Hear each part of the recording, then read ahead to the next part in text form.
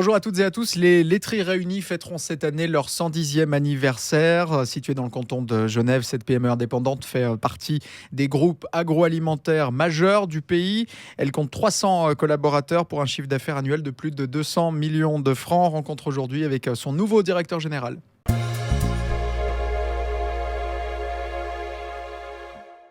Bonjour Dominique Monet.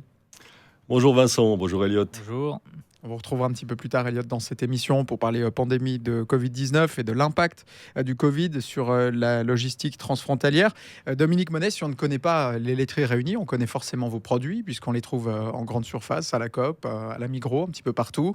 Les yaourts, les fromages, le lait. Il faut dire que les Suisses sont de gros consommateurs de lait, près de 22 kilos par personne et par année. Absolument. On a par contre, selon certaines études, un changement dans les habitudes des consommateurs. Depuis quelques années, les fromages à pâte dure semblent être un peu en perte de vitesse pour les fromages à pâte mi-molle. Est-ce qu'on a des modes dans le fromage, comme avec les habits?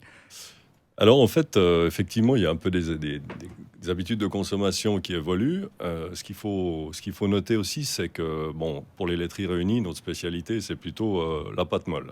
Et on a vraiment réputé, vous connaissez les incontournables Tom, Jean-Louis, qui font vraiment la une sur les rayons, qui ont très bien fonctionné aussi cette année, particulièrement avec cette crise de pandémie, puisque malheureusement, elle a aussi, je dirais, impacté les modes de consommation. On en pourra en parler peut-être tout à l'heure. Alors effectivement, il y a des trends de consommation qui sont marqués. Certains d'entre eux, on voit qu'il y a une exportation assez forte aujourd'hui de certains produits, et ça, c'est plutôt les pâtes dures qui fonctionnent très bien. Le gruyère, par Par exemple. exemple, le gruyère, on en a d'autres, les Appenzeller et autres. Pour nous, ce sont des produits qui ne sont pas produits, je dirais, aux laiteries directement, puisque ce n'est pas notre spécialité, mais on a toute une branche de négoce qui nous permet d'acheter et de revendre avec tout le conseil spécialisé que nous apportons. Donc ça, c'est effectivement des trends que l'on voit, une croissance à l'export. Et puis, en Suisse, je dirais la consommation, sur ce qui est pâte molle, elle est relativement stable. D'où la nécessité aussi d'innover, de venir avec des produits vraiment en rupture, qui intéressent les clients et les consommateurs. Et puis, les pâtes dures, c'est vrai qu'il y a quand même une très forte réputation des fameux gruyères que tout le monde connaisse. Voilà. Parler de l'exportation. Quel est le pays le plus friand de fromage suisse à travers le monde? Alors, le plus friand, je saurais pas le dire précisément. On a la France qui, étonnamment, malgré le fait que c'est le pays du fromage par excellence, a une forte traction. L'Allemagne également. On a d'autres pays voisins qui sont très friands de fromage. Alors, les pâtes dures s'exportent assez loin. Les pâtes molles, pour des questions aussi de conservation du produit, c'est un peu plus difficile. Mais il y a une belle consommation et une belle croissance également à l'export. Ça fait du reste partie aussi d'un des axes stratégiques que nous avons choisi pour les laiteries. Je pense qu'il est important aujourd'hui effectivement de faire connaître nos produits, de les faire rayonner plus largement. Les laiteries réunies de Genève, c'est comme le nom le dit, on est à Genève, et on transforme effectivement du lait de producteurs qui sont du canton de Vaud, du canton de Genève et également du bassin franco-genevois avec les zones franches. C'est une magnifique opportunité, mais c'est surtout pour nous la nécessité de se réinventer et d'aller chercher de la clientèle plus loin. Et plus loin, c'est d'abord couvrir tout le territoire national et d'essayer de les diffuser le plus largement possible. C'est aussi mon rôle en tant que directeur général d'accompagner, je dirais, cette démarche d'extension de nos ventes. Et par ailleurs, de faire éventuellement davantage d'export, ce que nous essayons de développer en ce moment. Parler d'innovation pour le marché intérieur. Comment est-ce qu'on fait pour créer un nouveau produit, un nouveau fromage? Il y a d'un recherche et développement, des goûteurs. Comment ça se passe? Alors effectivement, on a des spécialistes, on a des gens qui sont des ingénieurs je dirais, de agroalimentaire, qui ont vraiment le savoir-faire, et on a de la chance d'avoir une équipe extrêmement performante, qui est très, comme on dit, lean, c'est-à-dire relativement réduite en termes de groupe, de nombre, mais des gens brillants qui sont capables de faire, je les appelle toujours un peu les magiciens du fromage, ils sont capables de faire des spécialités incroyables. Et on a des belles innovations à venir. On en parlera bien sûr quand les produits seront validés en termes de développement, mais il y a encore beaucoup de choses à faire dans un monde où on a l'impression d'avoir déjà parfois tout fait. Vous évoquiez la Tom Jean-Louis. C'est votre produit star, produit les plus appréciés? Alors c'est vrai que c'est la Jean-Louis jaune, hein, avec aussi son icône, étant une icône, hein, avec le jaune comme ça, qui ressort très fortement sur les linéaires. Il y a une vraie attache émotionnelle des gens sur ce produit-là. On y retrouve un produit de qualité, on trouve un produit qui est, comme on dit, pas en français, mais convenient, hein, qui permet finalement d'être consommé en tout lieu. On a aussi des formats très intéressants. Ça va depuis la mini-tome 30 grammes jusqu'à une tome de 200 grammes. Donc pour la famille, bon, on y trouve ce que l'on veut.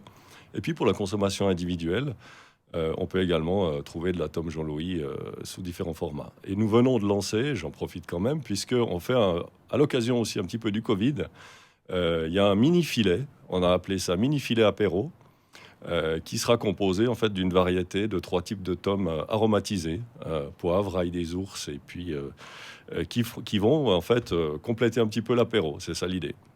Justement, vous parliez du Covid. Est-ce que ça a changé quelque chose au niveau du mode de consommation dans les magasins? Alors nous, on le voit très clairement, hein. Il y a effectivement la grande distribution a permis, je dirais, d'avoir un accroissement des volumes grâce à cette consommation, malheureusement. Alors les uns perdent et les autres gagnent, hein. C'est toujours malheureusement le problème de ce Covid. Les familles consomment davantage de produits achetés directement dans les grandes surfaces ou dans les magasins de proximité. Et puis, ce que l'on voit, c'est que les gros formats ont tendance à surperformer. Typiquement les 200 grammes si on parle des Jean-Louis, ou bien nous avons également des pots de crème dessert, en format 500 grammes, ce qui est quand même un format assez important, qui ont fait des volumes considérables. Vous achetez donc du lait aux producteurs genevois. On l'a dit, canton de Vaud aussi. En France, zone franche. Est-ce que ça veut dire que la Suisse ne produit pas suffisamment de lait?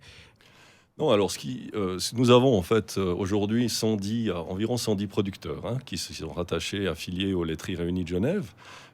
600 sociétaires, donc c'est une entreprise, comme on le disait, qui est plus que centenaire. En fait, c'est 110 ans cette année. Et donc, on a un large groupe de producteurs qui soient à la fois vaudois, genevois ou des zones franches, qui livrent leur lait et que nous collectons dans les différentes sociétés de laiterie ou points de collecte directement chez certains producteurs. C'est vrai qu'il y a une diminution globale du cheptel en Suisse. Malheureusement, c'est une évidence. Il y a aussi de moins en moins de producteurs. Il faut savoir que c'est des métiers très contraignants. C'est un choix de vie. Souvent, je dis c'est presque une vocation, hein, d'être producteur ou éleveur de bétail, parce que c'est 24 heures sur 24 et c'est toute l'année. On n'a pas de repos. Ces gens-là font un merveilleux travail avec des standards de qualité très élevés, ce que nous exigeons pour garantir aussi la qualité des produits à la fin. Donc je dirais que c'est vraiment, on fait tous partie de la même équipe ou famille, hein, pour produire des produits dans lesquels on y retrouve la nature, on y retrouve le savoir-faire et on y retrouve, moi j'aime bien dire, on a de l'émotion dans nos produits.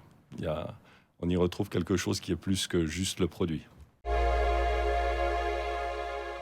Dominique Monet, le marché des boissons végétales a augmenté de 320% dans le monde durant la dernière décennie. Au départ, c'était marginal, ça faisait presque un petit peu rire. Aujourd'hui, est-ce que c'est vraiment une menace? Alors, il est vrai qu'il y a un trend sur la consommation de produits à base végétale. Maintenant, on voit aussi que certains de ces trends, même si globalement, hein, il y a une diversification, on parle d'avoine, il y a toute une série, je dirais, d'origine à ça, du coco, etc. Mais je pense, je n'ai pas de boule de cristal, mais je pense que ce sont souvent des modes de consommation qui peuvent être assez passagers. Les gens aujourd'hui se tournent vers d'autres produits, évidemment. Ils essaient de trouver des alternatives. Il y a une volonté aussi de diversification. Il y a parfois aussi la question de digestibilité qui peut intervenir, hein, mais ça reste assez marginal. Mais je crois quand même qu'on est dans un pays, en Suisse, où il y a une forte attache aussi à la production locale avec les animaux pour ce qui concerne le lait, et que ceci n'est pas prêt de se terminer. Avec ce côté émotionnel, hein, justement, qu'on ne retrouve pas forcément ailleurs. Et nous avons aussi choisi de communiquer davantage à ce sujet. Je crois que cette notion, aujourd'hui, le consommateur a accès à peu près à tout. Et on sait qu'avec le e-commerce et ce genre de choses, on peut aujourd'hui acheter tout provenant de partout sur la planète. Mais ce qui est vrai aussi, c'est qu'on aime, et il y a une sensibilité aujourd'hui, à soutenir la production régionale, à soutenir une économie circulaire, comme on dit, c'est-à-dire des produits qui ne viennent de pas trop loin, qui sont éco-responsables, où il y a aussi un vrai engagement, je dirais, social de la part des entreprises qui soutiennent leurs producteurs et qui soutiennent leurs partenaires. Et pour moi, c'est quelque chose qu'on doit savoir communiquer. Il faut qu'on soit... c'est ce que nous allons faire et que nous faisons déjà. On utilise les réseaux sociaux pour ça. Et on a aussi l'intention de faire très prochainement des petits clips vidéo sur nos différents producteurs pour les mettre en avant, pour les faire être connus par le public. Et c'est sûr que tout ça participe aussi à une attache émotionnelle avec un lien entre les produits, les producteurs et la qualité qui est assurée par le travail qui est réalisé aux laiteries. Dans la grande distribution, le commerce de détail, on a de nouveaux acteurs qui sont arrivés ces dernières années. On pense à Aldi, Lidl. Est-ce que les produits qu'ils vendent sont les produits des laiteries réunies ou est-ce que les produits arrivent d'ailleurs? Alors, on sait que ce sont des entreprises qui travaillent avec différentes sources. Elles ne distribuent pas que des produits suisses. C'est sûr que ça reste aussi des partenaires pour nous. Maintenant, il faut savoir positionner les produits. Pour moi, les produits de marque doivent garder un certain prix. On a le devoir et le respect aussi pour tout le travail qui est en amont de positionner le prix très correctement.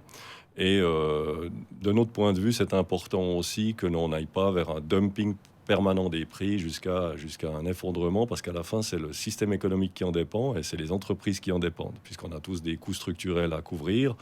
Et c'est important qu'on maintienne le prix des marques. Ensuite, eh bien, c'est vrai qu'il y a d'autres produits qui sont sous marque de distributeurs, qui, eux, sont plutôt positionnés de manière inférieure en termes de prix. Puis après, c'est le choix des consommateurs. Certains sont très associés aux marques et d'autres un peu moins. C'est la liberté de chacun. On a parlé de la grande distribution. Vous avez également un réseau logistique qui permet de livrer les restaurateurs. En temps de Covid, là, ça a marché en moins. Alors, bien entendu, puisque c'est l'hôtellerie, la restauration, c'est des grandes collectivités aussi qui sont complètement à l'arrêt. Pour nous, ça a un impact significatif. Nous restons très proches de nos clients en espérant que la reprise soit pour bientôt. On a tous espéré que cette période Covid soit courte. Et on se rend compte qu'aujourd'hui, il faut apprendre à vivre avec. C'est quelque chose, c'est nouveau. Mais on reste vigilants et on pense que la reprise sera importante. Il va y avoir un besoin des gens de retourner se faire plaisir, de retourner au restaurant, de retourner dans des hôtels, de revoyager quand ça le permettra. Et c'est sûr que pour nous, à la fois d'avoir cette qualité de service, puisqu'on livre aujourd'hui 2000 articles quotidiennement en Suisse, dans tous les coins de la Suisse, grâce à un réseau logistique extrêmement performant. On a une chance fantastique, c'est d'avoir une vraie expertise dans ce domaine-là. On est très fortement reconnu comme un groupe capable de faire de la logistique du froid, ce qui est un métier en soi. Et puis, on n'a pas que la logistique, on en parlait aussi, puisqu'on a aussi les secteurs carnés, laitiers, puisqu'on l'a dit tout à l'heure. Et tout ça, c'est une diversification qui assure aussi la pérennité des laiteries. C'est important d'aujourd'hui de savoir être agile et d'avoir différents secteurs d'activité qui permettent de balancer, quand on a une situation comme celle-ci, les différents, je dirais, la dimension économique de chacun de ces secteurs. Est-ce qu'il y a un secteur en particulier que vous regardez actuellement du coin de l'œil pour peut-être vous y lancer dans les prochaines années? Alors, quand on dit secteur, c'est sûr que nous, notre métier de base, c'est de transformer des produits du lait et de la viande. Donc, on va pas forcément se diversifier vers de nouveaux segments, puisqu'on a une société coopérative qui appartient à nos membres. Mais je pense qu'il est important, quand on parlait tout à l'heure, par exemple, d'export, ça, c'est typiquement des créneaux où il faut aller chercher à vendre nos produits, à les faire connaître à l'exportation. Et puis, sur le plan national, moi, je pense que ce qui est surtout important, c'est d'être source d'innovation. On est une petite entreprise, on n'a pas la prétention de concurrencer les très grands groupes, mais on est la dernière société coopérative en Suisse qui dispose de sa propre centrale laitière et qui est indépendante. C'est une fierté. 110 ans d'indépendance, c'est pas quelque chose qui se gagne comme ça.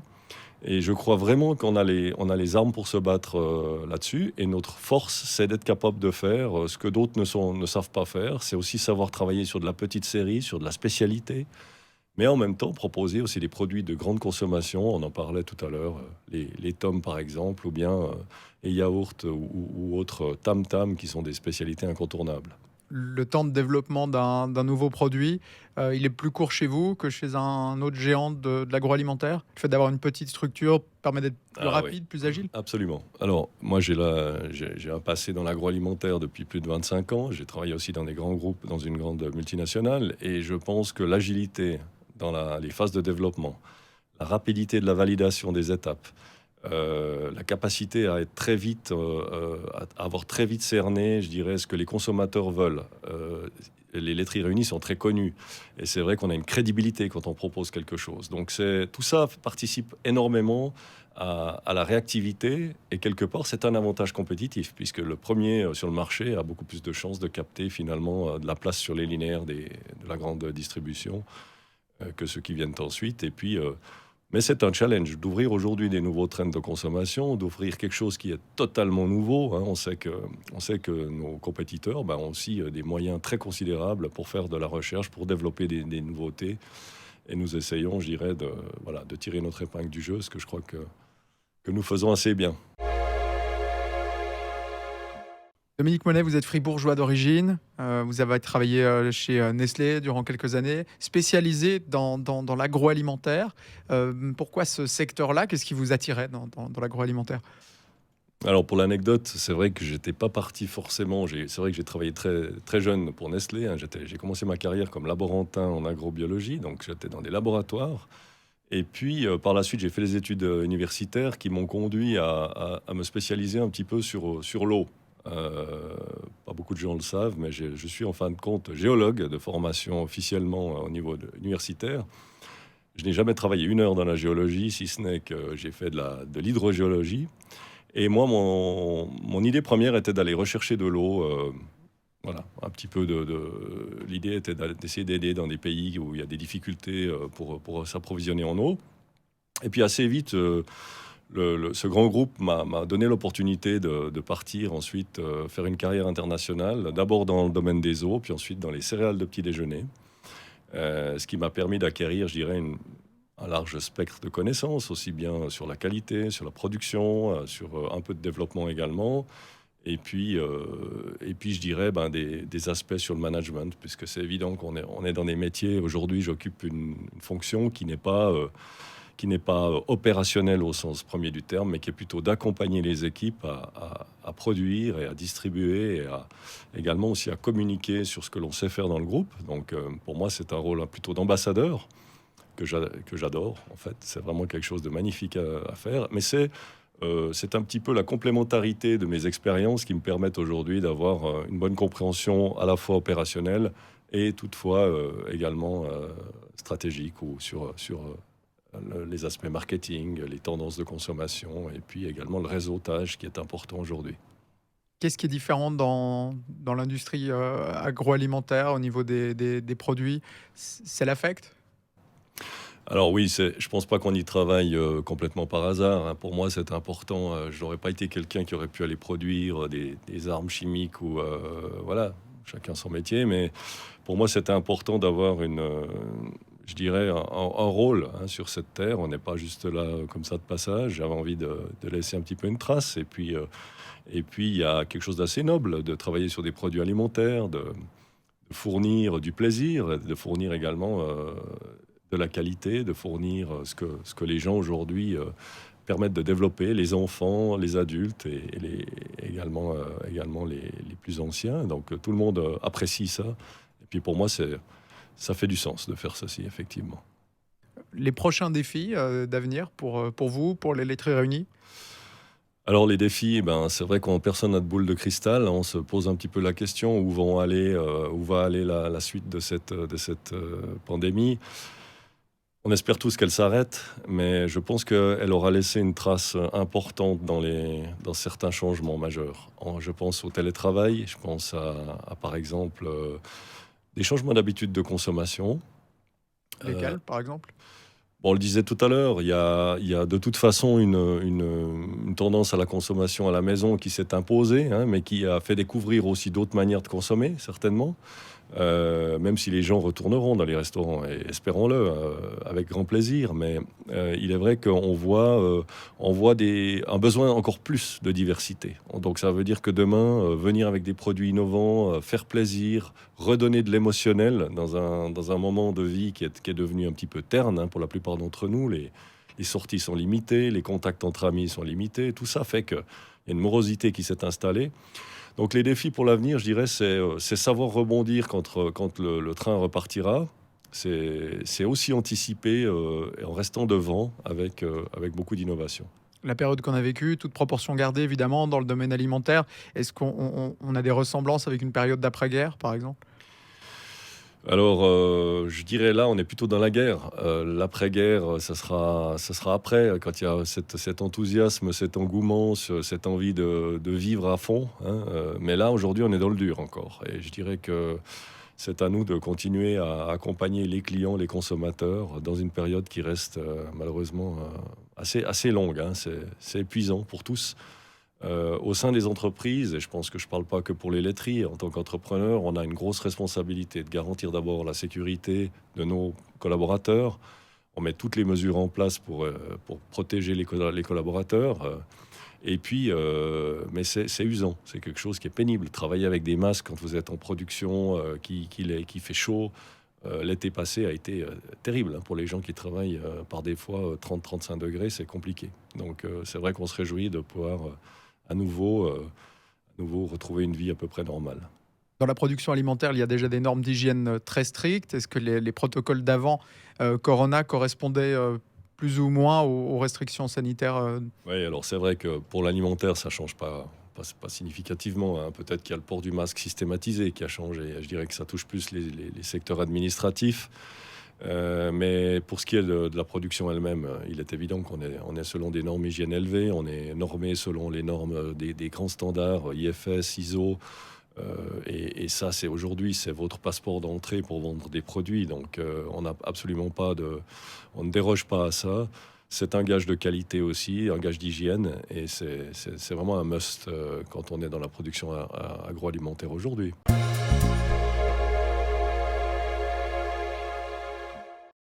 Dominique Monet, vous êtes donc le directeur général des laiteries réunies de Genève. Donc, comme vous le disiez, une des particularités des laiteries réunies de Genève est d'acheter du lait en France également. Donc, par les temps qui courent, comment arrivez-vous à maintenir un niveau de production stable, on va dire régulier, quand on voit que la Suisse et la France n'ont pas les mêmes mesures et la même vitesse quant à la lutte avec le coronavirus? Alors, je dirais, l'importation de lait ne souffre pas directement de la problématique du coronavirus. Comme je l'expliquais tout à l'heure, aujourd'hui on a une centaine de producteurs, dont environ la moitié sont dans la partie des zones franches, hein, donc c'est Pays de Gex et Haute-Savoie. Et puis, ces producteurs aujourd'hui, tous les jours, on a une collecte de lait qui passe dans les différentes fermes.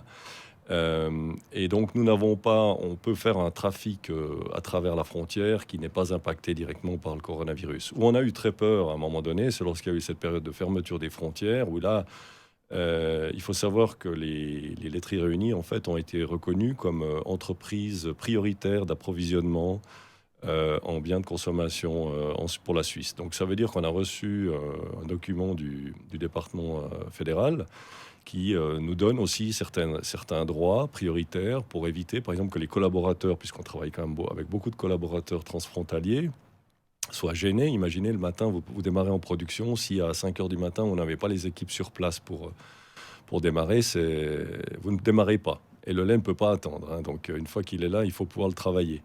Alors, c'est vrai qu'on a eu quand même cette chance de ne pas être impacté directement dans ce type d'approvisionnement. Et aujourd'hui, quelles sont les relations que vous avez avec les hommes et femmes politiques français ? Bah, écoutez, très bon. Je pense qu'on a aujourd'hui, on a quand même des contacts réguliers aussi avec les représentants des milieux politiques sur France, et je pense en particulier à la Haute-Savoie, puisqu'on on a des contacts qui nous aident aussi pour garantir cette collaboration et avoir nos producteurs qui puissent distribuer leur lait sur la Suisse. Nous avons aussi gagné il y a quelques années le fameux label Suisse Garantie à travers le Swissness, qui était une étape importante, c'est-à-dire reconnaître que des producteurs étant sur le domaine des zones franches pouvaient bénéficier, se conformer également aux mêmes règles d'exigence pour leur ferme, mais à la fois pouvoir bénéficier de tarifs préférentiels aussi sur leur lait, de façon à les aider à se développer et à rester partenaires avec nous, ce qui est très important. C'est un approvisionnement très important. Ce sont des dizaines de millions de litres de lait chaque année que nous travaillons et qui provient des zones franches. Et est-ce que ces hommes et femmes politiques s'inscrivent donc dans la ligne et la politique que vous êtes en train d'écrire pour les laiteries réunies de Genève, donc pour demain? Alors, est-ce qu'ils s'inscrivent? Je dirais qu'on ne le fait pas en fonction directement des influences politiques. On est partenaire, on a besoin de soutien de la branche, mais la stratégie de l'entreprise, elle est définie par ses sociétaires et par l'Assemblée générale qui valide des propositions. Ça reste une entreprise, société coopérative indépendante. Maintenant, je ne connais aucune entreprise, qu'elle soit suisse ou française, qui ne doit pas aussi avoir un peu des appuis, défendre ses intérêts, parce que ce sont des milieux qui sont fortement menacés. On sait qu'aujourd'hui, c'est compliqué de garder ces métiers vivants dans des conditions acceptables pour les producteurs, et c'est notre devoir de tout faire pour les aider. Merci Dominique Monet.